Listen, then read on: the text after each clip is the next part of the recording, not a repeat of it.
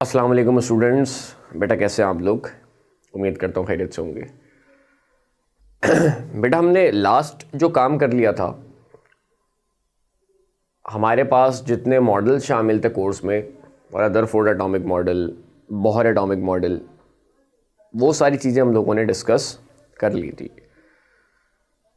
अब Bohr atomic model क्योंकि हम लोगों ने पढ़ लिया था, तो चलते हैं बेटा बोहर एटॉमिक मॉडल की एप्लीकेशन पे।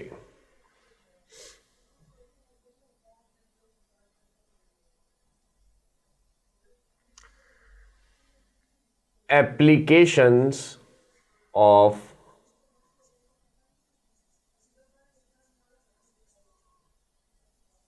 बोहर्स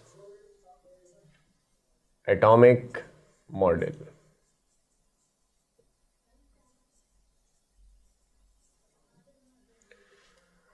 बोहर एटॉमिक मॉडल की पहली एप्लीकेशन तो ये है कि इससे हम रेडियस निकालते हैं nth orbit of hydrogen atom. सही है। ये बोहर की एक लिमिटेशन है कि बोहर का मॉडल हाइड्रोजन एटम पे ही लगता है, या उस आइन पे लगता है जिसमें एक इलेक्ट्रॉन आ रहा हो, मतलब जो हाइड्रोजन से सिमिलर हो, जिसके पास एक इलेक्ट्रॉन हो, तो उन एटम्स पे या उन आइंस पे बोहर का मॉडल लगता है। तो बोहर की एप्लीकेशन पहली ये है कि आप किसी ऑर्बिट में इलेक्ट्रॉन रिवॉल्व कर रहा है तो उसके रेडियस का फॉर्मूला आप निकाल सकते हो।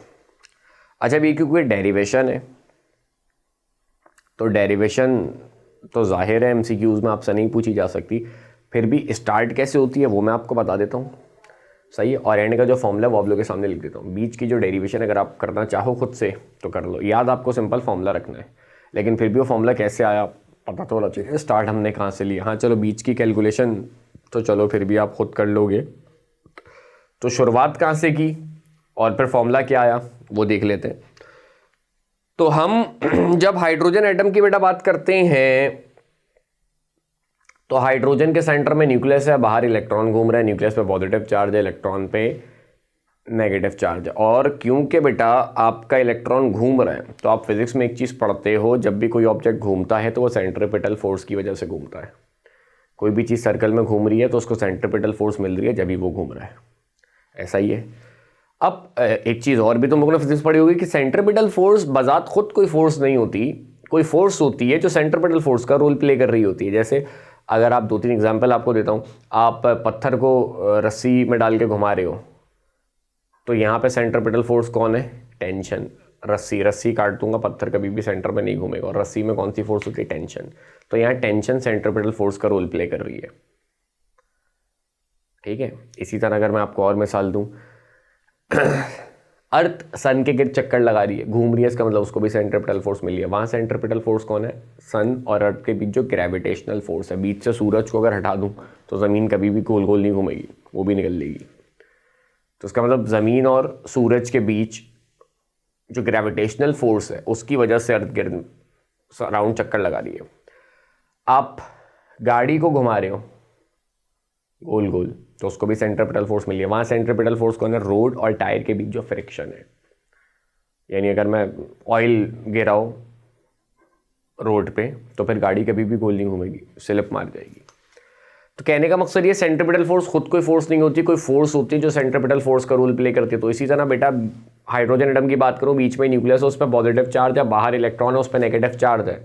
इलेक्ट्रॉन न्यूक्लियस के गिर्द घूम रहा है, क्या मतलब उसको सेंट्रीपिटल फोर्स मिल रही है। यहाँ सेंट्रीपिटल फोर्स कौन है?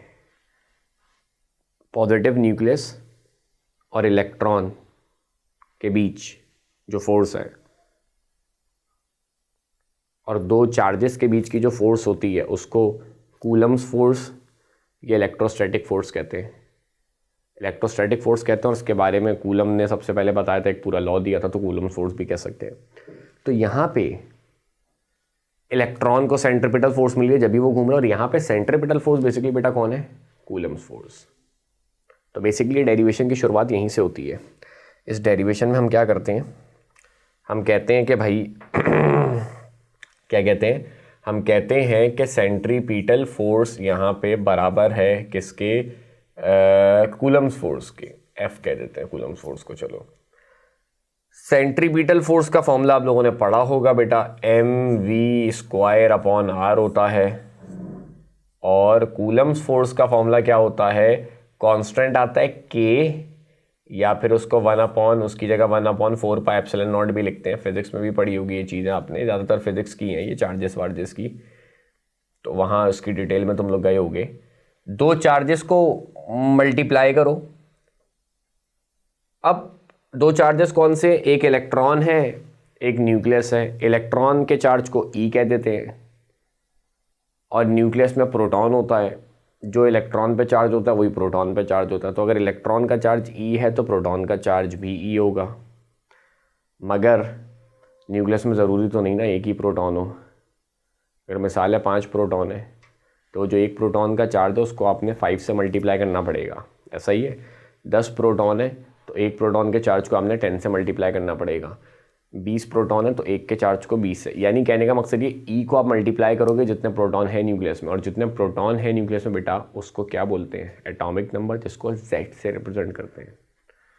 तो यहाँ पे जो चार्जेस हैं, किसी एटम की बात करें तो न्यूक्लियस और इलेक्ट्रॉन, इलेक्ट्रॉन के चार्ज को ई कह रहे हैं तो न्यूक्लियस का चार्ज जेड ई हो जाएगा, क्योंकि न्यूक्लियस में प्रोटॉन है, प्रोटॉन पे वही चार्ज है जो इलेक्ट्रॉन पे है, और उसको मल्टीप्लाई करोगे जितने प्रोटॉन है उनसे, और जितने प्रोटॉन होते हैं वो उस एटम का एटॉमिक नंबर कहलाता है, जिसको जेड से रिप्रेजेंट करते हैं। ऐसा ही है। तो यानी क्या हो जाएगा, Z E multiplied by E, जिसे डायरेक्ट हम लिख देते हैं जेड ई स्क्वायर, और नीचे आता है डिस्टेंस का स्क्वायर। यही था कूलम फोर्स। दो चार्जेस के प्रोडक्ट के डायरेक्टली प्रोपोर्शनल और डिस्टेंस के स्क्वायर के इनवर्सली प्रोपोर्शनल है। कांस्टेंट आता है के, जिसे आप 1/4πε0 भी कहते हो। इस फॉर्मूले को आप ड्राइव करते हो तो आपके पास कार्टम बीटी करोगे, आर का फॉर्मूला बन जाएगा। आर के फॉर्मूले में वी आ रहा होता है, वी की वैल्यू आप निकालते हो, क्योंकि आप किसकी एप्लीकेशन पढ़ रहे हो, बोहर एटॉमिक मॉडल की। तो बोहर ने, याद है पिछली क्लास में फॉर्मूला पढ़ा था, mv² = NH/2π। वहाँ से v की वैल्यू निकालेंगे, यहाँ पुट करेंगे तो रेडियस का आपके पास एक फॉर्मूला बन जाएगा। वो फॉर्मूला क्या है, वो फॉर्मूला डायरेक्ट मैं लिख रहा हूँ।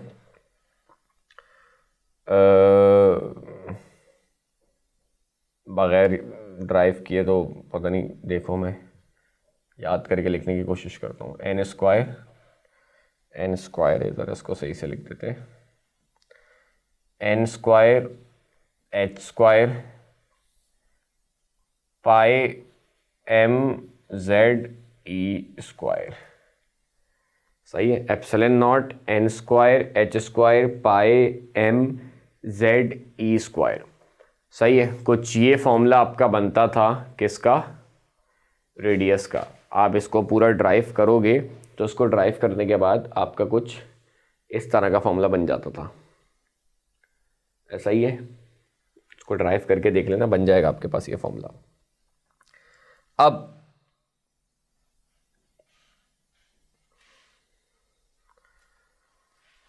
ε0 कांस्टेंट होता है, परमिटिविटी ऑफ फ्री स्पेस होती है इसकी कांस्टेंट वैल्यू, आपने फिजिक्स पढ़ी होगी मेरे ख्याल से, 8.85 एक्सपोनेंट -12 होती है।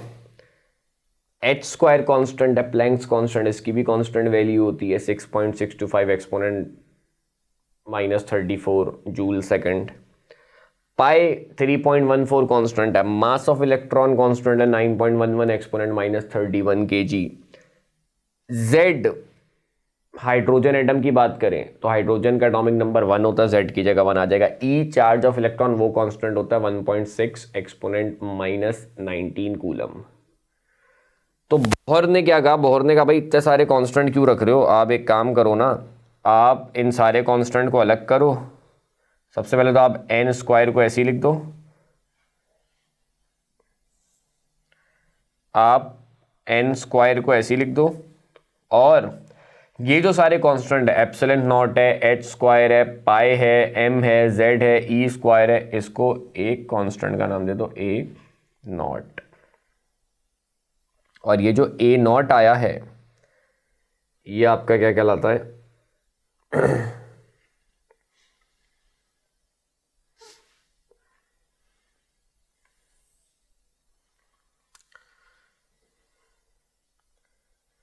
ये जो आपका ए नॉट आया है ये कहलाता है, क्योंकि इसके बारे में बोहर ने बताया है तो ये बोहर रेडियस कहलाता है। सही है। और क्योंकि एप्सिलॉन नॉट की कांस्टेंट वैल्यू, एच की कांस्टेंट वैल्यू है, पाई की, एम की, जेड की, इन सब के कांस्टेंट वैल्यूज़ को आप पुट करोगे तो इसकी भी एक कांस्टेंट वैल्यू आएगी। तो एक तरीका तो ये आप इन कांस्टेंट्स की वैल्यूज़ याद करो और उसको रख के देखो क्या वैल्यू आ रही है, या एक अच्छा तरीका ये है कि भाई आप इन कांस्टेंट की वैल्यू क्यों याद कर रहे हो, आप डायरेक्ट सॉल्व करके जो आंसर आता है उसको याद कर लो, आसान बनाओ ज़िंदगी को। तो जब आप बेटा एप्सिलॉन नॉट की वैल्यू डालोगे, उसको मल्टीप्लाई करोगे एच स्क्वायर से, डिवाइड करोगे पाई से, डिवाइड करोगे एम से, जेड तो खैर 1 ही है, डिवाइड करोगे ई स्क्वायर से, तो आपके पास जो आंसर आएगा बेटा 0.529 एक्सपोनेंट -10 मीटर।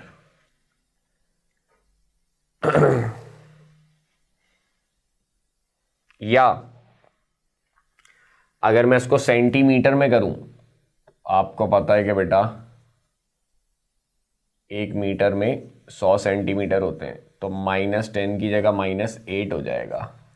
या मीटर में सेंटीमीटर में बहुत छोटी वैल्यू आ रही है, -10 मीटर, मतलब 10 जीरो और पहले लगा दो, -8 8 जीरो और लगा दो। तो जब डिस्टेंस बहुत छोटा हो तो इसको मेजर करने का एक और अच्छा सा यूनिट होता है एंगस्ट्रॉम। एंगस्ट्रॉम में मेजर कर लो उसको। तो इससे मेरे ख्याल में तुम लोग को एंगस्ट्रॉम का कन्वर्जन फैक्टर जो पता चल गया होगा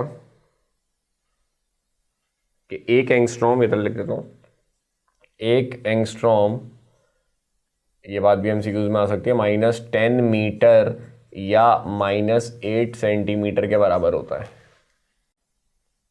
समझे?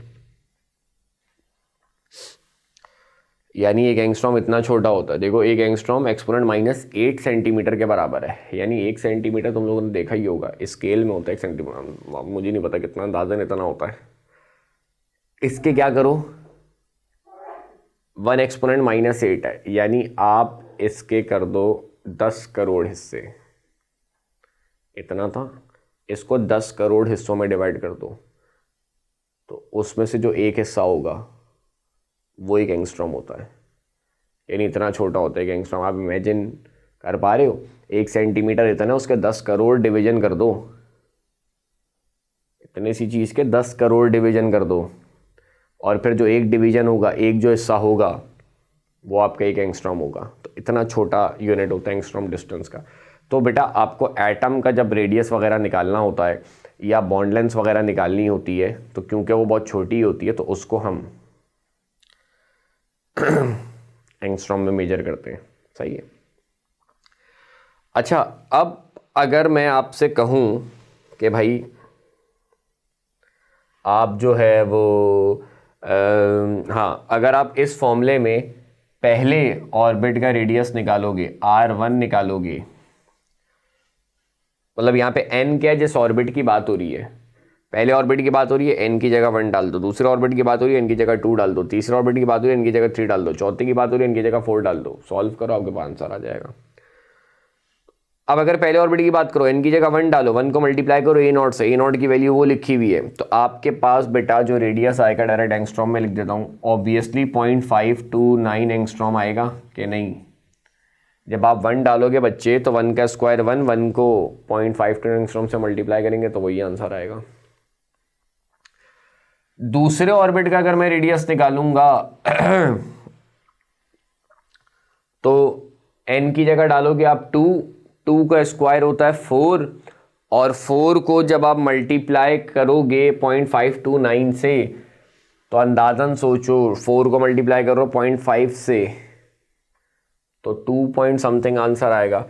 एग्जैक्टली आपका आंसर आता है 2.11। खैर ये याद करने की ज़रूरत नहीं है भाई, मैंने कहा अंदाजन भी आप देख सकते हो, 4 को मल्टीप्लाई करोगे 0.5 से तो तकरीबन 2 आंसर आएगा, ध्यान में रखना 2 है। इसी तरह तीसरे का निकालूंगा तो 3 पुट करूंगा, 3 का स्क्वायर 9, 9 को जब 0.5 से मल्टीप्लाई करूंगा तो तकरीबन 4.75 करके कुछ आता है आई गेस।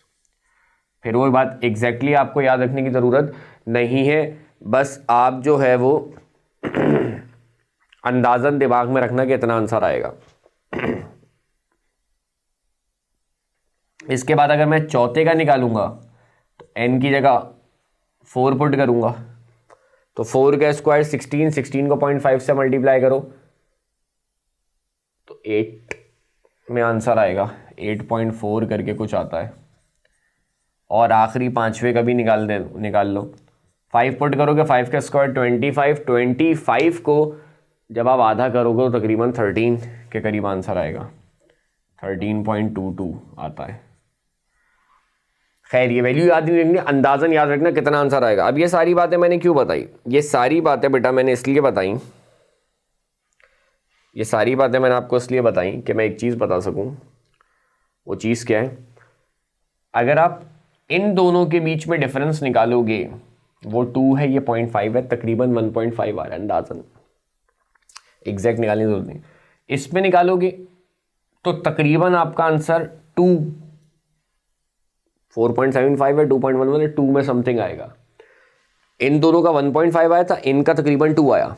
इनका निकालो 8.4 है और 4.75 तकरीबन 4 के करीब आएगा, और इसका निकालो तकरीबन आपके 5 के करीब आएगा। तो बात समझ में आ रही है मैं क्या समझाना चाह रहा हूँ? मैं ये समझाना चाह रहा हूँ कि दूसरे और पहले का डिफरेंस ऑर्बिट का सबसे कम होता है। इससे ज़्यादा डिफरेंस आता है जब आप तीसरे और दूसरे शेल में निकालते हो। इससे ज़्यादा आता है जब आप किस में निकालोगे? चौथे और तीसरे शेल में निकालोगे। और इससे ज़्यादा आता है जब आप पांचवें और चौथे शेल में निकालोगे। इससे ज़्यादा आएगा जब आप छठे और पांचवें में निकालोगे। उससे ज़्यादा आएगा जब आप सातवें और छठे में निकालोगे। बात समझ में आ रही है क्या कहना चाह रहा हूँ मैं? ये बात MCQs में बहुत इंपॉर्टेंट होती है। सबसे कम जो रेडियस का डिफरेंस होता है वो पहले और दूसरे शेल में होता है, उसके बाद बढ़ता रहता है। तो आपसे ऑर्डर MCQs में पूछ सकता है, या सबसे कम किसका डिफरेंस होगा, सबसे ज़्यादा किसका डिफरेंस होगा, ये बात आपसे MCQs में पूछी जा सकती है। सही है। तो ये आपका पहली एप्लीकेशन हो गई बोहर की रेडियस वाली। ठीक है, फॉर्मूला भी मैंने बता दिया, 5 शेल तक के रेडियस भी निकाल के आपको बता दिया, और इनका रिलेशन भी बता दिया।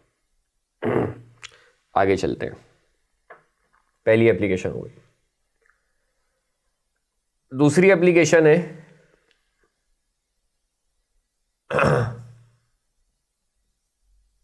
Energy of electron.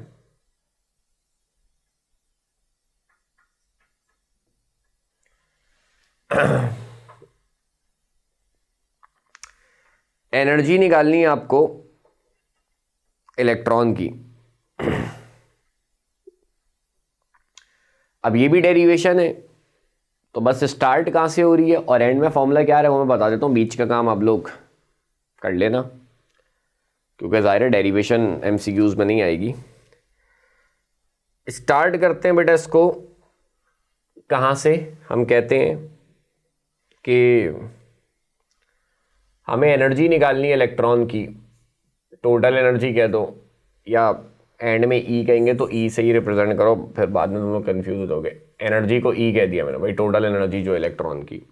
अब इलेक्ट्रॉन घूम रहा है, आप पढ़ते हो बेटा फिजिक्स में, कोई भी चीज़ घूमती है तो उसमें कोई भी चीज़ मतलब कोई भी चीज़ मूव कर रही है तो उसमें मैकेनिकल एनर्जी है। मैकेनिकल एनर्जी दो तरह की होती है, काइनेटिक और पोटेंशियल एनर्जी। तो इलेक्ट्रॉन अगर मूव कर रहा है तो उसमें बेटा काइनेटिक एनर्जी होगी, पोटेंशियल एनर्जी होगी। तो अगर मुझे इलेक्ट्रॉन की एनर्जी निकालनी है तो मुझे काइनेटिक एनर्जी और पोटेंशियल एनर्जी को सम करना पड़ेगा। ठीक है, अब काइनेटिक एनर्जी आपको पता है बेटा बराबर होती है हाफ mv² के। अब अगेन वही बात, यहाँ पे VRS की वैल्यू पुट करोगे। इसकी वैल्यू कैसे पुट करोगे? वही काम करोगे आप, सेंट्रीपिटल फोर्स को कूलम फोर्स के बराबर रख दोगे। सेंट्रीपिटल फोर्स की जगह mv²/r, कूलम फोर्स की जगह 1/4πε0 Ze²/r²। तो यहाँ से mv² की वैल्यू निकालना और डायरेक्ट यहाँ पुट कर देना, तो आपका काइनेटिक एनर्जी का तमीज़ का फॉर्मूला बन गया। प्लस पोटेंशियल एनर्जी क्या होती है? पोटेंशियल एनर्जी का जब भी मैं अक्सर फॉर्मूला पूछता हूँ ना, जब भी ये डेरिवेशन में कहीं क्लास में करा रहा हूँ तो कभी करा रहा होता हूँ, तो बच्चे बोलते हैं mgh। मैं कहता हूँ कि भाई mgh ग्रेविटेशनल पोटेंशियल एनर्जी का फॉर्मूला होता है। पोटेंशियल एनर्जी की एक टाइप होती है, उसका फॉर्मूला होता है mgh। क्योंकि आप फर्स्ट ईयर में ग्रेविटेशनल पोटेंशियल एनर्जी पढ़ते हो, आप बोलते हो तो भाई mgh। पोटेंशियल एनर्जी का बेसिक डेफिनेशन याद रखना, पोटेंशियल एनर्जी का बेसिक फॉर्मूला याद रखना। पोटेंशियल एनर्जी क्या होती है, डिफाइन किस तरह करते हैं इसको? जब भी किसी भी चीज़ को अगेंस्ट द फील्ड मूव कराते हैं, जब भी किसी भी चीज़ को अगेंस्ट द फील्ड मूव कराते हैं तो उसमें जो एनर्जी स्टोर होती है उस एनर्जी को पोटेंशियल एनर्जी कहते हैं। जैसे मेरे हाथ में ये मार्कर है, इसको छोड़ूंगा कहाँ जाएगा? नीचे, क्योंकि ग्रेविटेशनल फील्ड इसको नीचे बुला रही है। अगर मैं इसको नीचे की जगह बेटा ऊपर लेके जा रहा हूँ, तो ऊपर जाते जाते इसमें जो एनर्जी स्टोर हो रही है वो पोटेंशियल एनर्जी है। ऊपर से छोड़ूंगा ज़्यादा एनर्जी स्ट्रक रहेगा, क्योंकि ऊपर उसकी पोटेंशियल एनर्जी ज़्यादा थी। तो अगेंस्ट द फील्ड मूव कराया, ग्रेविटेशनल फील्ड नीचे बुला रही थी, मैं इसको ऊपर लेके गया, तो अगेंस्ट द फील्ड मूव कराया, तो इसमें जो एनर्जी स्टोर हो रही है वो पोटेंशियल एनर्जी है। अभी ग्रेविटेशनल फील्ड के अगेंस्ट मूव करा रहा हूँ, तो जो पोटेंशियल एनर्जी स्टोर होगी वो ग्रेविटेशनल पोटेंशियल एनर्जी होगी। इसी तरह स्प्रिंग को खींच रहा हूँ, स्प्रिंग कहाँ जाना चाह रहा है? वापस जाना चाह रहा है, तो अगेंस्ट द फील्ड मूव करा रहा हूँ, तो पीछे जाते जाते उसमें एक एनर्जी स्टोर हो रही है, that is called potential energy. और किस फील्ड के अगेंस्ट मूव करा रहा हूँ? इलास्टिक, तो इलास्टिक पोटेंशियल एनर्जी कहलाएगी। सही है, जिसका फॉर्मूला मैट्रिक में शायद पढ़ा हो, मैटर वाले चैप्टर में।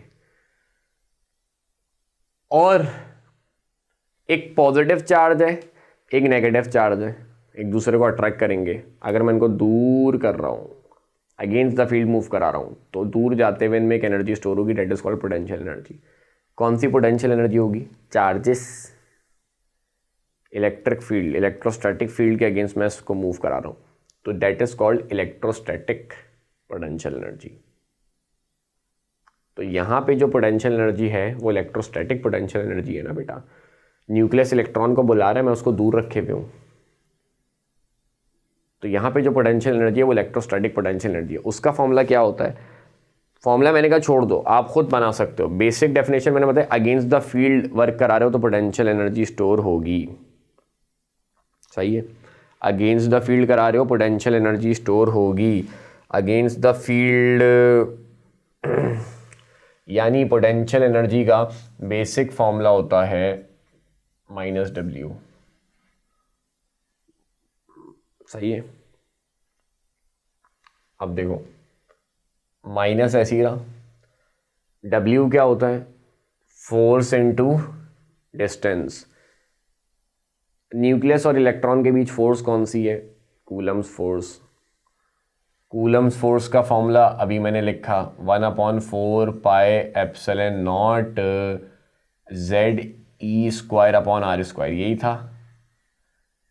Force into distance, distance r है न्यूक्लियस और इलेक्ट्रॉन के बीच, एक आर से एक आर कटा, तो क्या फॉर्मूला आ गया? -1/4πε0 Ze²/r। समझे? तो ये फॉर्मूला लिखा जाएगा यहाँ -1/4πε0 Ze²/r। सही है, तो mv² की वहां से वैल्यू निकालोगे जैसे मैंने आपको बताया। ठीक है, फॉर्मूले में पुट करोगे, थोड़ा सा इसको सॉल्व करोगे, तो सॉल्व करने के बाद आपका कुछ इस तरह का फॉर्मूला आ जाएगा। डायरेक्ट फॉर्मूला मैं लिख रहा हूँ, E बराबर है -me4/8 epsilon not n square h square, सही है, minus me4 8 epsilon naught square n square h square. कुछ इस तरह का फॉर्मूला आपके पास बन जाएगा। इसको सॉल्व करने के बाद, ड्राइव करने के बाद, सही है, इसको सॉल्व करके आप लोग जो है वो देख लेना, यही बनेगा फॉर्मूला। अब m कांस्टेंट है बेटा, वही mass of electron, E constant है, चार्ज ऑफ इलेक्ट्रॉन, 8 कांस्टेंट है, एप्सिलॉन नॉट कांस्टेंट है, h कांस्टेंट है। तो इन सारे कांस्टेंट की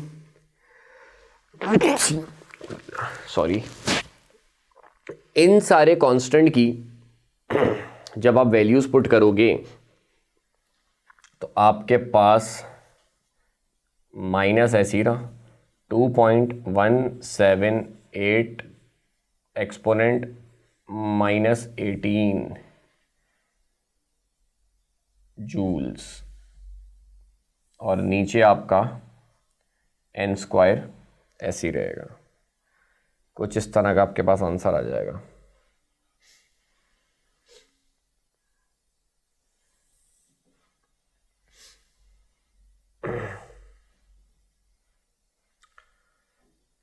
ठीक है, जूल्स में आपका आंसर आ गया। अब आपको पता है एनर्जी जो होती है उसको किलो जूल पर मोल में एक्सप्रेस करते हैं। ये कह लो, ये जो आपकी एनर्जी आई है ये जूल पर मॉलिक्यूल आई है, जूल पर एटम कहेंगे, मॉलिक्यूल तो नहीं, एटम, एक एटम के लिए निकाली है, जूल पर एटम, सही है, चाहो तो लिख भी देता हूँ नीचे, जूल पर एटम कहलाती है ये। अब हम जो एक्सप्रेस करते हैं वो किस में करते हैं? किलो जूल पर मोल में करते हैं। तो अब जूल पर एटम को किलो जूल पर मोल में करना है, एक तो जूल को किलो जूल में कन्वर्ट करना है तो 1000 से डिवाइड करेंगे, और दूसरा एक मोल में 6.02 एक्सपोनेंट 23 एटम होते हैं, तो मोल से एटम में जाने के लिए इस वैल्यू से मल्टीप्लाई करोगे, और अगर एटम से आपको मोल में जाना हो तो एवोगैड्रो नंबर से डिवाइड करते हैं। मोल के फॉर्मूले में आपने ये चीज़ पढ़ी होगी, अगर आपको एटम को मोल में कन्वर्ट करना हो तो एवोगैड्रो नंबर से डिवाइड करते हैं, और एटम ऑलरेडी डिनोमिनेटर में है। तो एक चीज़ मैथ्स में आप लोग पढ़ते हो, जो चीज़ डिनोमिनेटर के डिनोमिनेटर में होती है वो न्यूमरेटर से मल्टीप्लाई हो जाती है। तो बेटा जूल को किलो जूल में कन्वर्ट करने के लिए आपको 1000 से डिवाइड करना है, और एटम को मोल में कन्वर्ट करने के लिए आपको एवोगैड्रो नंबर से डिवाइड करना है, और क्योंकि एटम डिनोमिनेटर में है तो एवोगैड्रो नंबर न्यूमरेटर से मल्टीप्लाई हो जाएगा। यानी अगर मुझे इसको किलो जूल पर मोल में कन्वर्ट करना होगा तो कुछ इस तरह की एक्सप्रेशन बनेगी, एनर्जी बराबर है माइनस एसीरा 2.178 एक्सपोनेंट -18 एसीरा, मल्टीप्लाई करूंगा एवोगैड्रो नंबर से। मल्टीप्लाई क्यों कर रहा हूं? क्योंकि डिनोमिनेटर के साथ डिवाइड कर रहा हूं तो न्यूमरेटर से तो मल्टीप्लाई होगा ना, और जूल से किलो जूल में जाने के लिए बेटा मैंने कहा 1000 से आपको क्या करना पड़ेगा? डिवाइड करना पड़ेगा। ठीक है, तो ये करने के बाद आपका आंसर कुछ आ जाएगा -1313.315, सही है। नीचे, अच्छा ये नीचे जो n स्क्वायर था ये ऐसे ही रहा, तो यहाँ भी नीचे n स्क्वायर को ऐसे ही लगा देते हैं, और यूनिट अब की बार हो जाएगा बच्चे किलो जूल पर मोल। ठीक है, तो आपने स्टार्ट कहाँ से लेना है वो याद रखना है, उसके बाद ड्राइव करके ये फॉर्मूला बनेगा। उसके बाद या तो इन सारी कांस्टेंट्स की वैल्यू याद कर लो, सही है, या फिर सॉल्व करने के बाद क्या आंसर आता है उसको याद कर लो।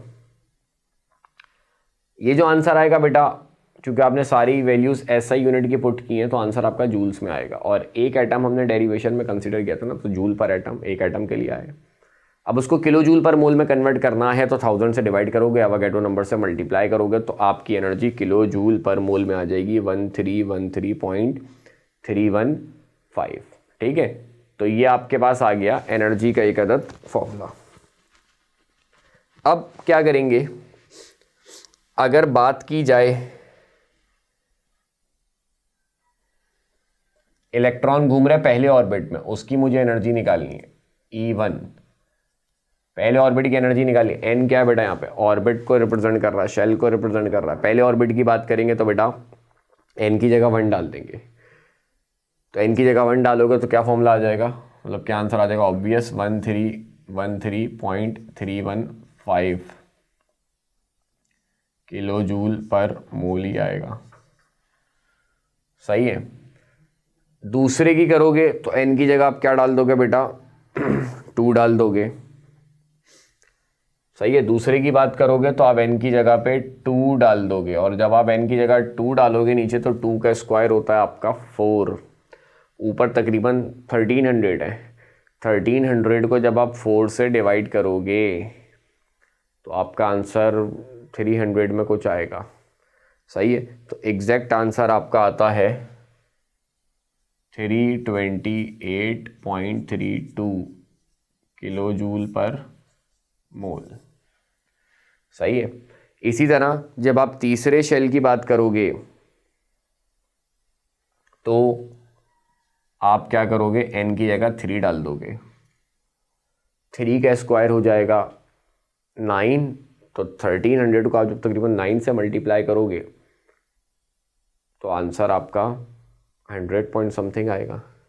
माइनस ऐसी रहा, एग्जैक्ट आंसर आता है 145.92 किलो जूल्स पर मोल।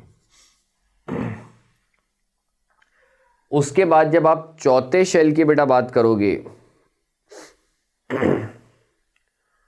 चौथे शेल की बात करोगे, n की जगह आप डाल दोगे 4, n की जगह बेटा जब आप 4 डालोगे तो 4 का स्क्वायर 16, और 1300 को जब आप 16 से डिवाइड करोगे तो आपका आंसर बिलो 100 आएगा। एग्जैक्ट आंसर आता है 82.08 किलो जूल्स पर मोल। आखिरी बात कर लेते हैं फिफ्थ की। फिफ्थ की बेटा जब आप बात करोगे तो n की जगह आप डालोगे 5, 5 का स्क्वायर 25, तो 1300 को जब आप 25 से डिवाइड करोगे तकरीबन 13 का डबल होता है 25, 13 का डबल 26 होता है, तो आपका आंसर 50 के करीब आएगा। तो -52.53 करके कुछ आता है, ये आपका आ गया। तो ये 5 शेल की मैंने एनर्जी निकाल ली। अब ये 5 शेल की एनर्जी इसलिए निकाली है ताकि मैं आपको एक चीज़ बता सकूं, क्या वो ये कि इन दोनों में अगर आप डिफरेंस निकालोगे तकरीबन आपका 1000, एग्जैक्ट अंदाज़न बता रहा हूँ, एग्जैक्टली बता रहा, 1000 के करीब आएगा। ये 300 है, 1300, 1000 आएगा। इसमें आप डिफरेंस निकालोगे, ये 150 है, वो 300 है, तो तकरीबन 150 आएगा। इसमें आप डिफरेंस निकालोगे तो तकरीबन आपका कितना आ रहा है, 70-75 आएगा। और इसमें अगर आप डिफरेंस निकालोगे तो आपका 30 आ रहा है। तो क्या बात समझ में आ रही है कि दूसरे और पहले शेल की जो एनर्जी में डिफरेंस होगा वो सबसे ज़्यादा होता है, उसके बाद तीसरे और दूसरे शेल की एनर्जी में डिफरेंस होता है, फिर चौथे और तीसरे शेल की एनर्जी में डिफरेंस होता है, फिर पांचवें और चौथे शेल की एनर्जी में डिफरेंस होता है, फिर छठे और पांचवें शेल की एनर्जी में डिफरेंस उससे कम होगा, फिर सातवें और छठे शेल की एनर्जी में डिफरेंस उससे कम होगा। यानी सबसे ज़्यादा जो एनर्जी का डिफरेंस होता है वो पहले और दूसरे शेल के दरमियान होता है। आहिस्ता आहिस्ता आगे जाते जाते वो डिफरेंस बढ़ता रहता है, सॉरी कम होता रहता है। रेडियस का डिफरेंस बढ़ता रहता है, एनर्जी का डिफरेंस कम होता रहता है।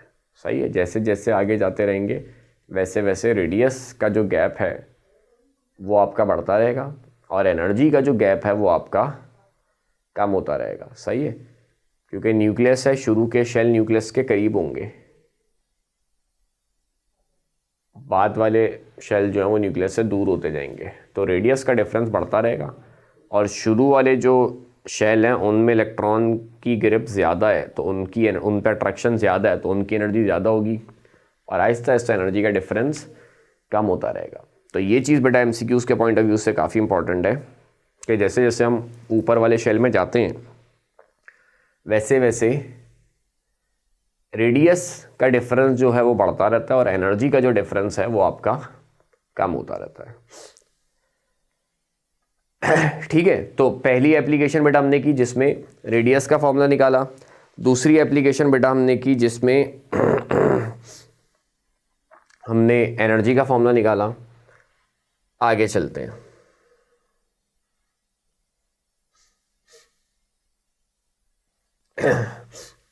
इसके बाद बात कर लेते हैं बेटा किसकी, तीसरी एप्लीकेशन कह लो, energy difference between two shells.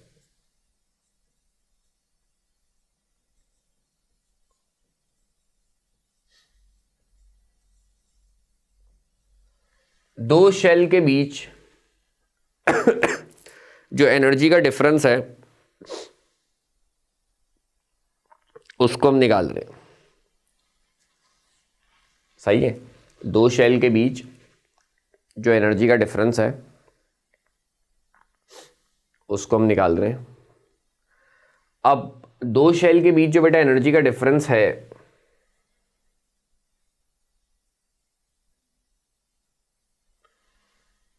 उसको डेल्टा ई बोलते हैं, जो कि हमने बोहर के मॉडल में पढ़ा था किसके बराबर होगा बेटा, E2 माइनस E1 के। ई का फॉर्मूला अभी हमने निकाला। E2 की बात करेंगे तो N की जगह N2 डालेंगे, E1 की बात करेंगे तो बस N की जगह N1 डालेंगे, बाकी सब कुछ आपका एज इट इज सेम रहेगा। तो जब वो दोनों वैल्यूज हम पुट करेंगे तो पुट करने के बाद अगेन वही बात, डायरेक्ट जो फॉर्मूला बनेगा वो मैं लिख रहा हूं। डायरेक्ट फॉर्मूला आपका बनेगा डेल्टा ई बराबर है me4/8 epsilon naught square h square, यही था, और 1/n1 square minus 1/n2 square. सही है, कुछ इस तरह का आपका एनर्जी डिफरेंस का जो है वो फॉर्मूला बन जाएगा। सही है, या फिर आप चाहो तो इसको वही उसमें लिख सकते हो। अभी इन सब की कॉन्स्टेंट्स की वैल्यू हमने पुट की थी तो हमारे पास क्या आंसर आया था, हमारे पास आंसर आ गया था डेल्टा ई बराबर है 2.178 exponent minus 18 1/n1 square minus 1/n2 square, और इसका यूनिट जो होगा बेटा वो आपका जूल पर एटम में होगा। सही है, या वही अगर आप इसको किलो जूल पर मोल में कन्वर्ट करना चाह रहे हो तो आपका डायरेक्ट लिख रहा हूँ 1313.315 1/n1 square minus 1/n2 square kilo joule per mole में आ गया ये आपका। सही है, यानी इसमें कुछ भी नहीं करना आपको, बट डेल्टा ई का फॉर्मूला लिखना है, E2 माइनस E1। ई का फॉर्मूला हमने अभी ड्राइव किया है, दोनों ई की जगह वो रख देना, बस E2 में आप n की जगह n2 रखोगे और E1 में n की जगह n1 रखोगे, कॉमन ऑमन लोगे, ये फॉर्मूला बन जाएगा। इसकी वैल्यू पहले निकाली थी वही पुट कर दिया, फिर इसको किलो जूल पर मोल में जो कन्वर्ट किया था तो वही वैल्यू हमने यहाँ भी लिख दी। ठीक है, तो आपका ये आंसर आ गया। अब आगे चलते हैं, एनर्जी डिफरेंस हमने निकाल लिया। अच्छा, हमें जो मेन काम तो बेसिकली एनर्जी डिफरेंस नहीं था, हमें जो काम करना था वो करना है, किस पे काम करना है, फ्रीक्वेंसी पे काम करना है। तो चौथी एप्लीकेशन कह लो फ्रीक्वेंसी की है। फ्रीक्वेंसी पे अगर हमें काम करना है तो बेटा क्या बनेगा फॉर्मूला, डेल्टा ई। प्लैंक्स ने कहा था कि जब भी एनर्जी लाइट की फॉर्म में निकलती है, फोटोन की फॉर्म में निकलती है, तो उसका फॉर्मूला होता है क्या, एच न्यू, यानी फ्रीक्वेंसी को मल्टीप्लाई कर दो प्लैंक्स कांस्टेंट के साथ। तो आपने क्या करना है बेटा, यही काम करना है, डेल्टा ई की जगह डाल दो एच न्यू। तो क्या बन जाएगा फॉर्मूला, इधर यहां पे पुट कर रहा हूं जो फॉर्मूला पूरा, एच न्यू। और अच्छा मुझे एक बात बताओ, हम फॉर्मूला किसका निकाल लें, फ्रीक्वेंसी का निकाल लें, तो एच न्यू में से फ्रीक्वेंसी कौन सी है, न्यू है, तो एच को डायरेक्ट उधर भेज देते हैं। सही है, डायरेक्ट एक ही स्टेप में काम करते हैं। डेल्टा ई की जगह डाला एच न्यू, हमें फॉर्मूला न्यू का चाहिए तो एच को उधर भेज दो। तो न्यू का फॉर्मूला बेटा क्या बन जाएगा, न्यू का फॉर्मूला आपका बन जाएगा, न्यू का फॉर्मूला आपका बन जाएगा एम एसीरा ई 4 एसीरा 8 एप्सिलॉन नॉट स्क्वायर एसीरा, एच स्क्वायर था एच क्यूब हो जाएगा बेटा, क्योंकि एक एच वहां से भी आया, एच स्क्वायर पहले से था, एक और एच है एच क्यूब, बाकी 1/n1 स्क्वायर ऐसे ही रहा और -1/n2 स्क्वायर ऐसे ही रहा। सही है, तो ये आपके पास आ गया फ्रीक्वेंसी का फॉर्मूला। फ्रीक्वेंसी क्या होती है, number of waves passing through a certain point per unit time. सही है, तो इसे हम फ्रीक्वेंसी कहते हैं।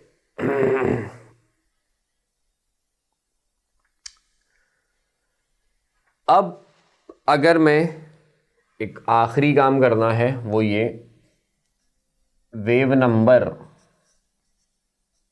का फॉर्मूला निकालना है। वेव नंबर, या फिर केमिस्ट्री में तो वेव नंबर ही निकालते हैं, फिजिक्स में इसको वेवलेंथ में कन्वर्ट कर देते हैं। सही है, वेवलेंथ, वेव की जो लेंथ है, सही है, उसे वेवलेंथ कहते हैं। और वेव नंबर बेसिकली क्या होता है, वेव नंबर को हम रिप्रेजेंट करते हैं किससे, न्यू बार से। और वेव नंबर होता क्या बेसिकली, वेव नंबर को c यानी कि स्पीड से मल्टीप्लाई करो तो आपके पास फ्रीक्वेंसी आ जाती है। सही है, तो वेव नंबर बेसिकली होता है कि वेव नंबर वो क्वांटिटी है जिसको आप स्पीड ऑफ वेव से मल्टीप्लाई करो तो आपके पास फ्रीक्वेंसी आ जाती है। तो फ्रीक्वेंसी बराबर होती है wave number multiplied by speed. तो आप क्या करो, यहाँ फ्रीक्वेंसी की जगह पे ये पुट कर दो। आपको चाहिए वेव नंबर का फॉर्मूला, तो सी को उधर ले जाओ। तो डायरेक्ट फॉर्मूला मैं लिख रहा हूँ, डायरेक्ट फॉर्मूला क्या बन जाएगा बेटा आपका, वेव नंबर बराबर हो जाएगा me4/8 epsilon naught square CH3। यहाँ से एक सी आ गया ना, तो CH3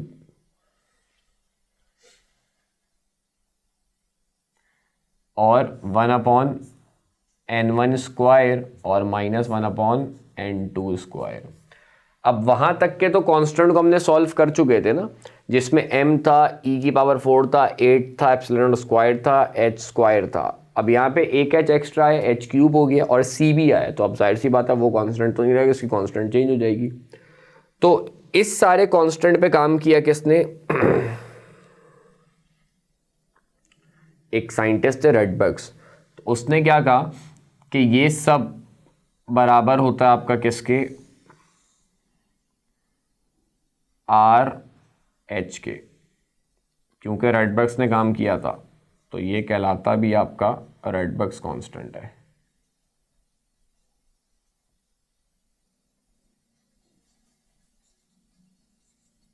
और इसकी वैल्यू होती है 1.0967 8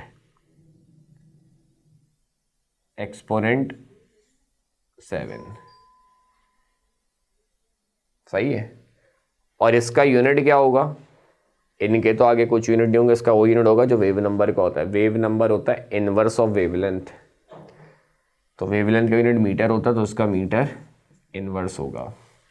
ठीक है, अब जैसे कि मैंने कहा केमिस्ट्री में तो वेव नंबर की टर्म्स में ही एक्सप्रेस करते हैं, तो वेव नंबर ही हमने रहने दिए। फिजिक्स में आप वेवलेंथ करते हो, और मैंने कहा वेव नंबर होता क्या बेटा, बेसिकली आप वेव नंबर एक ऐसी क्वांटिटी है जिसको आप स्पीड से मल्टीप्लाई करो तो फ्रिक्वेंसी आ जाती है, या आसान अल्फाज में यूँ कह लो कि वेव नंबर आपका बेसिकली क्या होता है, वेव नंबर को आप यूँ कह लो इनवर्स ऑफ वेवलेंथ होता है, सही है। वेवलेंथ का इनवर्स जो है वो आपका वेव नंबर कहलाता है यानी वेव नंबर होता है 1/λ। तो अगर आपको केमिस्ट्री में तो मैंने कहा वेव नंबर की टर्म्स में ही एक्सप्रेस करते हैं, फिजिक्स की बात करोगे अक्सर तो इसको वेव नंबर की जगह 1/λ लिख दोगे। तो आप इसको सॉल्व करोगे, जो आंसर आएगा वो 1/λ कहलाएगा, वहाँ से लैम्डा की वैल्यू निकाल लोगे। तो ये बेटा बोहर की सारी एप्लीकेशंस है जो कि हमने इस लेक्चर में, इस वीडियो में पढ़ी। सबसे पहले आप रेडियस का फॉर्मूला निकाल सकते हो बोहर से, किसी भी ऑर्बिट की एनर्जी निकालनी है उसका फॉर्मूला निकाल सकते हो, एनर्जी निकाल सकते हो तो दो ऑर्बिट के बीच एनर्जी का डिफरेंस निकाल सकते हो, सही है। अब वो जो एनर्जी इमिट होगी वो फोटोन की फॉर्म में होगी जिसका फॉर्मूला h न्यू होता है, तो आप न्यू मतलब फ्रीक्वेंसी, फ्रीक्वेंसी का फॉर्मूला निकाल सकते हो, सही है और फ्रीक्वेंसी बराबर होती है speed of wave multiply by wave number, तो वेव नंबर का फॉर्मूला निकाल सकते हो। वेव नंबर होता है इनवर्स ऑफ वेवलेंथ, तो आप वेवलेंथ का फॉर्मूला निकाल सकते हो। तो ये सारी बेटा बोहर की एप्लीकेशंस थी जो कि इस लेक्चर में, इस वीडियो में हमने डिस्कस की। तो फिलहाल इस लेक्चर को, इस वीडियो को यहीं पे एंड करते हैं। अगले लेक्चर में आपसे मुलाकात होगी। अपना ख्याल रखना। अल्लाह हाफ़िज़।